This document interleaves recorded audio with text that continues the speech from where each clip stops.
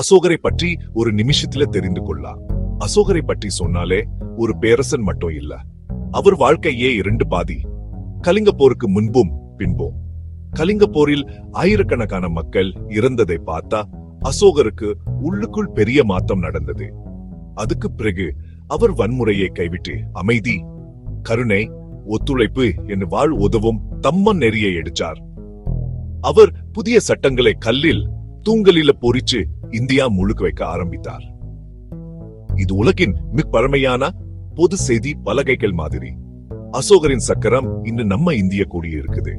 அவர் தூதர்களை ஸ்ரீலங்கா, நேபாளம், ஆப்கானிஸ்தான் வரை அனுப்பி அமைதி மற்றும் மத் சுதந்திரத்தை பரப்பினார். அவர் இறந்த பிறகு தான் மக்கள் அவரை மகா அசோகன் என்று அழைக்க ஆரம்பிச்சது. ஒரு ராஜா எப்படி முழுச்சையே மாற்ற முடியும் என்று காட்டியவர். இன்னும் இப்படியான வரலாறு வீடியோக்க வேண்டுமா? லைக் பண்ணுங்க, ஷேர் பண்ணுங்க, ரகா ராக்ஸ் சேனலுக்கு சப்ஸ்கிரைப் பண்ணுங்க.